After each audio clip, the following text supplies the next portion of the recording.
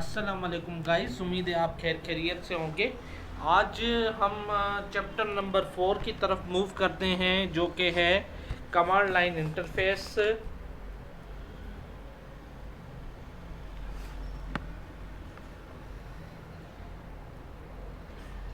Objective इसमें है कि जो सिस्को के जो कैटलिस्ट स्विच हैं उनकी CLI को देखेंगे और कॉन्फ़िगरेशन देखेंगे कि सिस्को की iOS सॉफ्टवेयर कैसे होता है और उसमें क्या क्या पैरामीटर्स होते हैं। ये हमारे पास एक 2960 XR कैटलिस्ट की सीरीज़ है सिस्को की, जैसे जिसमें आपने 24 पोर्ट और 48 पोर्ट आप देख रहे हैं। इसमें PoE, नॉन PoE और जो है फास्ट गिग 10 गिग के SFP मॉड्यूल्स वगैरह इसमें भी लगते हैं, यानी SFP मॉड्यूल्स 10 गिग के इनके अपग्रेड वर्जन में लगते हैं। यहाँ तक आप यहाँ पर देख सकते हैं कि ये 24 पोर्ट इसकी स्विच की हैं और इसमें कंसोल्स और जो है दीगर इसके साथ SFP मॉड्यूल्स के 4 एक्स्ट्रा स्लाइड हैं। ये वर्जन टू वर्जन वेरी करता है कि आपको किस लेवल का चाहिए स्विच। अच्छा, CLI एक्सेस ऑप्शंस की बात करें तो स्विच में एक पोर्ट होती है कंसोल, जैसे कि आप इसमें ब्लू साइड की जो देख रहे हैं, ये इसकी कंसोल पोर्ट है जिसके थ्रू हम एक्सेस करते हैं। और किसी भी आपने PC के साथ जो है कनेक्ट कर दिया, अगर आपका PC डेस्कटॉप है तो उसकी कॉम पोर्ट में ये roll over cable console port के साथ डायरेक्ट लगती है, या तो आप इसको टेलनेट के थ्रू IP देकर स्विच की किसी भी VLAN इंटरफेस को अपने स्विच को PC उसी पोर्ट पे लगा के, यानी उसी VLAN का पार्ट बना के आप उसको टेलनेट भी कर सकते हो। कंसोल कनेक्शन जो है बेसिकली डिफरेंट टाइप्स की केबल्स आती हैं। पहले जो आती थी RJ45 कंसोल केबल, या इसको रोल ओवर केबल कह सकते हैं। इसमें ये RJ45 का जैक स्विच साइड के कंसोल पोर्ट पे लगता था और पीछे कॉम पोर्ट जो PC होती थी उसकी सीरियल पोर्ट पे जाके लगता था। उसके बाद थोड़ी इसमें वेरिएशन आ गई।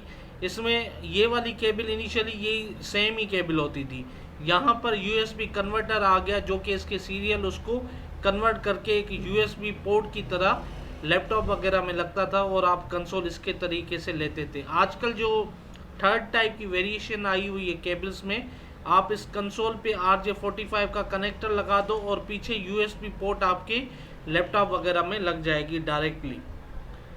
कंसोल स्विच का जो XR मॉडल्स हैं उसमें कंसोल आप RJ45 इस साइड से भी ले सकते हो। अगर आपके पास मिनी USB केबल है कंसोल केबल की, तो आप इस जो है इंटरफेस से भी लगा के स्विच का एक्सेस हासिल कर सकते हैं। कंसोल के टर्मिनल की सेटिंग, आपके पास कोई भी सॉफ्टवेयर होना चाहिए, जैसे पुटी हो गया, जो है डिफरेंट टाइप्स के होते हैं, सिक्योर CRT होता है, रिमोट NG होता है, डिफरेंट टाइप्स के जो कंसोल लेने के लिए सॉफ्टवेयर यूज़ होते हैं। उसमें सिक्योर CRT है और हाइपर टर्मिनल है, डिफरेंट टाइप्स के जो है कंसोल के सॉफ्टवेयर्स होते हैं। उसमें इनिशियल सेटिंग आपकी बार्न रेट 9600 होनी चाहिए, डेटा बिट 8 होना चाहिए, पैरिटीज़ की जो है नन होनी चाहिए और स्टॉप बिट इसका 1 होना चाहिए। ये सेटिंग आप अप्लाई करके ओके करेंगे तो स्विच के कंसोल के ऊपर जाएंगे। स्विच को एक्सेस करने के लिए 3 तरीके से, एक कंसोल के थ्रू, एक टेलनेट अगर आपके पास इस स्विच की कॉन्फ़िगरेशन की हुई है VLAN के ऊपर, तो आप उसके ऊपर टेलनेट जो कि नॉन सिक्योर मेथड है और सिक्योर मेथड SSH के थ्रू आप इसके यूज़र मोड में आ सकते हो और यूज़र मोड के बाद आप इनेबल की कमांड चला के इसके इनेबल मोड में आ सकते हो। सेम इसको आप डिसेबल की कमांड दोगे तो आप वापसी यूज़र मोड पे आ जाओगे। ये उसकी प्रिविलेज है, उसके जो है एग्जाम्पल वगैरह। अब इसमें अगर हम देखें तो इसमें जो यूज़र मोड में रिलोड की कमांड नहीं चल रही, जबकि जैसे इसने इनेबल किया तो इससे पासवर्ड पूछा गया। पासवर्ड पूछने के बाद वो आपका जो है कौन से मोड में, इनेबल मोड में आ गया। इनेबल मोड में आ गया, यहाँ पर आपकी कमांड इसने रिलोड दी, रिलोड उसके बाद ये चल गई। तो कुछ कमांड्स इसकी जो होती हैं वो इनेबल मोड पे चढ़ती है, यूज़र मोड पे जस्ट आपको इनिशियली जो है डिस्प्ले की कुछ कमांड्स चल रही होती हैं। जो स्विच की साइड पे आप कॉन्फ़िगरेशन देखना चाह रहे हो तो उसमें शो रनिंग कॉन्फ़िगरेशन होती है, जो इसकी रैम से जो इनिशियली कॉन्फ़िगरेशन होती है इसके रैम के ऊपर पड़ी होती है, ये रीस्टार्ट के बाद इरेज हो जाती है जब तक आप इसको सेव ना करें। तो इसकी कॉन्फ़िगरेशन स्विच की देखने के लिए आप शो रनिंग कॉन्फ़िग की कमांड चलाएंगे और उसमें आपको स्विच की सारी कॉन्फ़िगरेशन दिखाई देगी। ये डिफरेंट टाइप्स के जो हैं इसके iOS के जो है कमांड्स, हेल्पलाइन यानी हेल्प है, इसमें आप क्वेश्चन मार्क करेंगे तो आपके पास ऑल अवेलेबल कमांड्स आएंगी। किसी कमांड के साथ क्वेश्चन मार्क करेंगे तो उसके रिलेटेड जो भी कमांड्स होंगी वो आएंगी। COM करके क्वेश्चन मार्क करेंगे तो कॉम के नाम से जितनी भी कमांड्स होंगी वो आएंगी।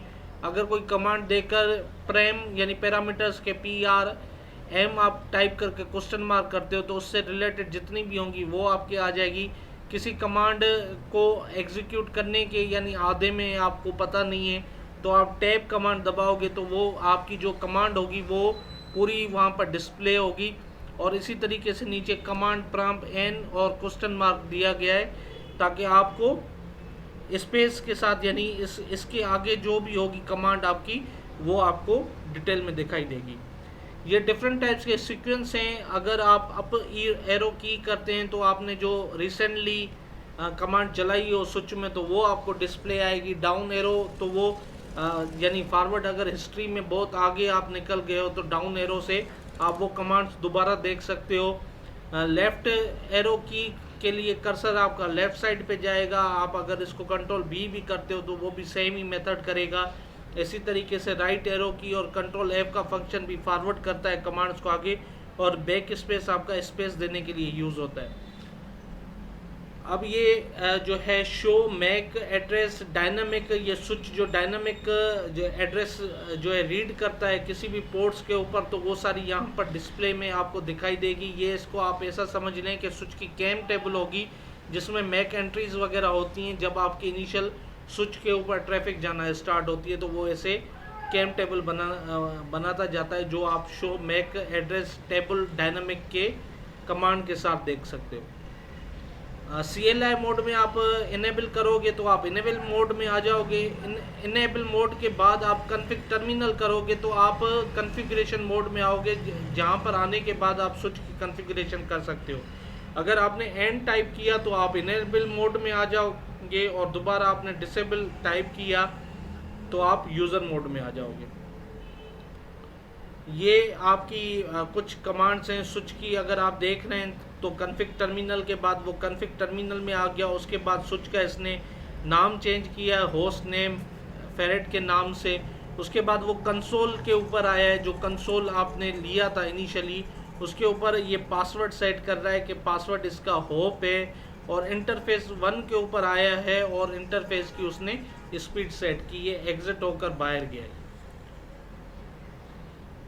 ग्लोबल कॉन्फ़िगरेशन में आप जो है इनिशियली आप कोई भी कॉन्फ़िगरेशन वगैरह कर सकते हो, किसी भी इंटरफेस में जा सकते हो, किसी भी लाइन कंसोल के ऊपर या लाइन टेलनेट के लिए लाइन VTY 015 ये 0 से लेकर 15 तक टेलनेट की कॉन्फ़िगरेशन आप इसमें कर सकते हो। इंटरफेस यहाँ से इंटरफेस के जाने के लिए आप इंटरफेस दोगे और उसके साथ इंटरफेस की जो भी ID होगी gig 101 या FA101 कोई भी उसके साथ अगर उसका साथ नंबर होगा वो आप टाइप करके इंटरफेस के ऊपर जा सकते हो। VLAN देकर आप VLAN के ऊपर जाके उसका नेम या VLAN ID वगैरह क्रिएट कर सकते हो। ये आपकी सारी जो भी होती हैं कमांड्स ये आपकी ग्लोबल कॉन्फ़िगरेशन मोड में होती हैं। अब इनेबल मोड के बाद यहाँ पर आपको दिखाई दे रहा है कि कॉन्फ़िग टर्मिनल के बाद आपका ग्लोबल कॉन्फ़िगरेशन मोड में आ गया है। उसके बाद आपने इंटरफेस की कमांड दी है और इंटरफेस के बाद कोई भी इंटरफेस का नाम देंगे तो आप इंटरफेस मोड में आ जाएंगे। अगर आपने VLAN का नाम दिया है ग्लोबल कॉन्फ़िगरेशन के बाद तो आप VLAN मोड में आ जाओगे। अगर आपने लाइन कंसोल 0 यानी कंसोल पोर्ट की कॉन्फ़िगरेशन के लिए आना है तो आप कंसोल मोड लाइन में आ जाओगे। और उसके बाद अगर टेलनेट की कॉन्फ़िगरेशन की है तो आप VTY लाइन मोड में आ जाओगे। ये डिफरेंट टाइप्स के उसके मोड्स हैं, उसको यानी डिफरेंट टाइप की कॉन्फ़िगरेशन आप उसके ऊपर कर सकते हो। स्विच में बेसिकली ये मेमोरीज होती हैं, रैम में आपकी रनिंग कॉन्फ़िगरेशन होती है, फ्लैश में आपका स्विच का OS पड़ा होता है, रोम आपका बूट स्ट्रैप प्रोग्राम होता है और NVRAM में आपकी स्टार्टअप कॉन्फ़िगरेशन पड़ी होती है।